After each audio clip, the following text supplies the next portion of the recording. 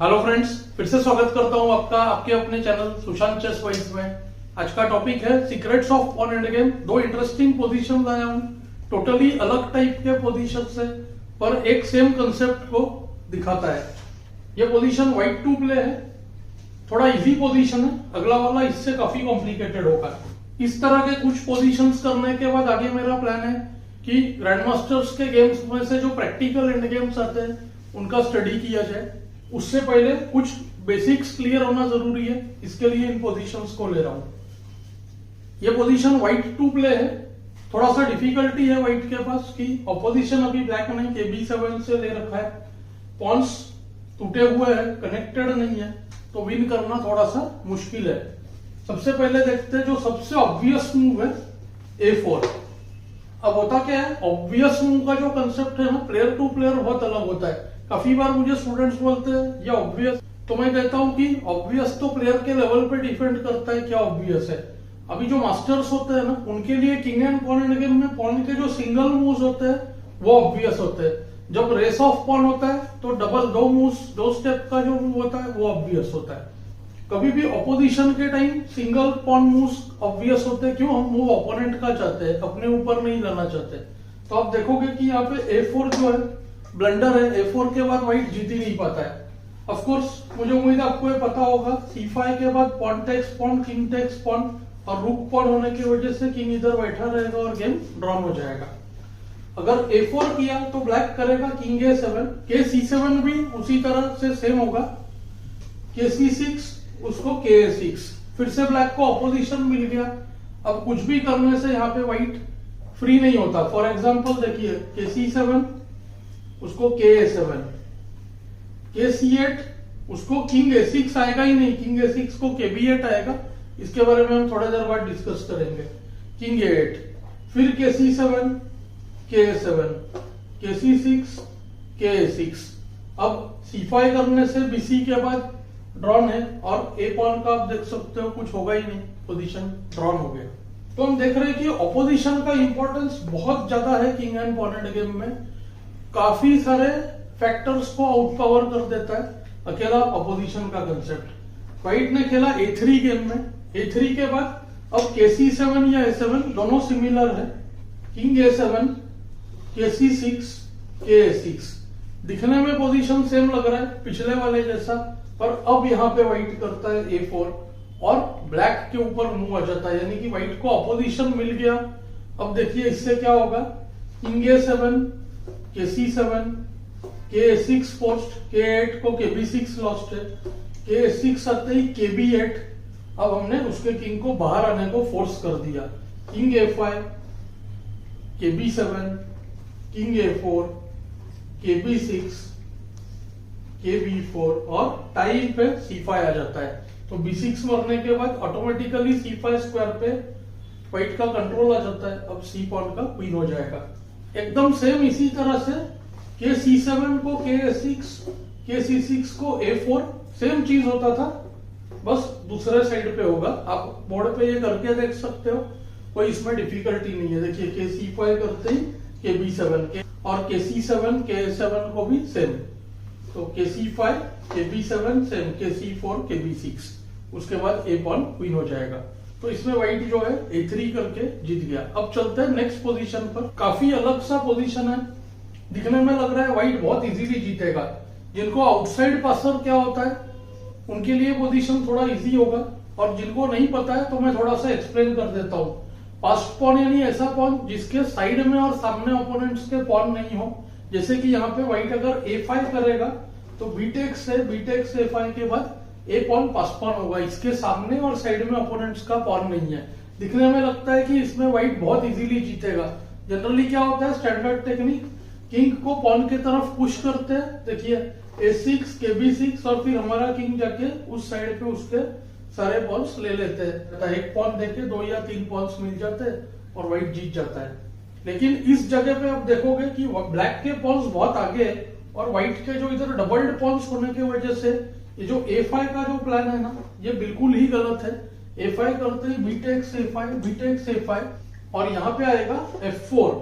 अब F4 के बाद आप देखोगे ऐसा लग रहा है कि व्हाइट का किंग तो इजीली चला आएगा पॉन्स के पास, लेकिन यहाँ पे एक टैक्टिकल फ्लॉ है। देखिए जी टेक्स एफ करने से तो पॉन्स ट्रेड हो गए, ब्लैक के पॉन्स फ्री हो गए। अब लगता है KD4 करेगा, KD4 करते ही E3, देखिए कितना अच्छा टैक्टिक है। F टेक्स E3, उसको F3, बहुत ही इंपॉर्टेंट पॉइंट। किंग का E3 का जो रोड है वो बंद कर दिया, F3 को लेना फोर्स जी F3 से, और अब H4। देखिए किंग स्क्वायर में तो आ सकता था, लेकिन E4 और E3 दोनों ही कुछ ना कुछ तरह से कंट्रोल्ड है। E3 पे खुद का पॉन है और E4 पे आने के बाद H3 में F3 पे भी खुद का पॉन है, तो अब KF3 नहीं हो सकता है। और क्वीन साइड पे A6 को जस्ट KC7 या KC6 दोनों ही में पॉन चला जाएगा, H पॉन क्वीन हो जाएगा, और जो गेम व्हाइट इजीली जीत सकता था उसमें लॉस हो गया। और अगर यहाँ पे डायरेक्ट किंग D4 करता GF किए बिना, तो फिर F3 पहले, G2 का pawn attack, G takes F3 forced, और उसको आगे देखिए सीधा ही H4।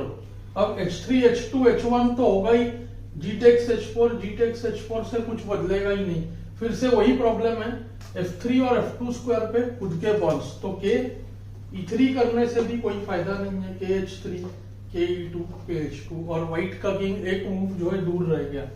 तो आप इस वेरिएशन से देख सकते हो कि बिना कैलकुलेशन के खेलने से किंग एंड पॉन गेम में कितना रिस्क है, और कैलकुलेशन से भी ज्यादा अगर कंसेप्ट कैलकुलेशन के साथ मैच नहीं करे तो फिर सब गड़बड़ हो जाता है।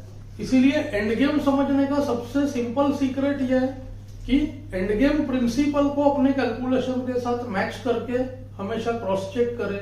बस आप देखोगे कि आपका एंड गेम बहुत जल्दी इंप्रूव होते जाएगा। गेम में व्हाइट ने खेला KD4। अब आप देख सकते हो पिछले पोजीशन से जो हमने सीख लिया ऑपोजिशन, ये कितना इंपॉर्टेंट है। अब देखो आप यहाँ पे F4 तो हो ही नहीं सकता है, just king takes E4, pawn ऐसे ही चला जाएगा और फिर A5 हो जाएगा। ब्लैक के पास दो अटेम्प्ट्स है, दो ट्रैप्स है, बहुत इंटरेस्टिंग। एक है H4 कर सकता है, यहाँ पे तुरंत GH कर देना चाहिए, नहीं तो क्या होगा अगर हम जल्दबाजी में फिर A5 करें तो BA किंग देखिए स्क्वायर में इस पॉन के। अब HG FG के बाद ब्लैक स्मार्टली G4 कर देगा, व्हाइट का G4 रोक दिया। अब E4 का पॉन कभी मरेगा ही नहीं, और क्या होगा किंग जाके A5 का पॉन ले लेगा, क्योंकि किंग E3 F4 F5 लेते ही E पॉन का क्वीन जल्दी होगा। तो आप देख सकते हो इसमें तो व्हाइट का ही पोजीशन खराब हो गया फिर से। तो आप देख सकते हो कितने सारे ट्रैप्स है king and pawn end game में भी नेचर टैक्टिकल हो सकता है। G टेक्स H4 किया, G टेक्स H4, और अब व्हाइट ने करना चाहिए A5। अब कोई रिस्क नहीं है, B takes A5 B takes A5, F4 करते ही किंग टेक्स E4, F3 को किंग टेक्स F3, H3 को G टेक्स H3, और व्हाइट विनिंग। अब देखते हैं ब्लैक ने गेम में क्या किया। गेम में ब्लैक ने खेला G4, एक दूसरे तरह से ट्रैप सेट कर रहा है। अब A5 B takes A5 B takes A5, almost similar है पिछले लाइन की तरह, KC6। अब फिर से डेडली ट्रैप, व्हाइट ने राइट मूव खेला KE3, सिंपल और सेफ। KE5 करते ही इधर हो जाएगा H4, और जो अच्छा खासा दिखने में विनिंग पोजीशन है। देखिए लॉस्ट होने में ज्यादा देर नहीं लगता, क्यों अब थ्रेट है H3 का, तो यानी कि G टेक्स H4 फोर्स्ड, नहीं तो H पॉन क्वीन होगा, और G टेक्स H4 को देखिए G3, जो दिखने में लग रहा था व्हाइट के कंट्रोल में पोजीशन लूजिंग हो गया। F टेक्स G3 फोर्स्ड, और उसको E3। व्हाइट जो इतने सारे एक्स्ट्रा बॉल्स लेकर बैठा है अब हार जाएगा, E1 क्वीन हो जाएगा। इसीलिए मैं हमेशा मेरे नए स्टूडेंट्स को कहता हूं कि विनिंग पोजीशन में भी कभी भी आप ओपोनेंट विनिंग हो तो रिजाइन नहीं करें, लास्ट तक खेलने की कोशिश करें। तो व्हाइट ने खेला KE3, king B5, KF4, king takes A5, king F5, फिर से ब्लैक ने ट्राई किया H4। अब कुछ ज्यादा बचा नहीं है, आइडिया सेम है, HG करना चाहता है, और फिर E3, और किंग E4 भी इस केस में विनिंग है। H3 को GH KF3, किंग स्क्वायर में आ रहा है, पर व्हाइट ने खेला एकदम simple king G4, H takes G3, उसको किंग टेक्स G3।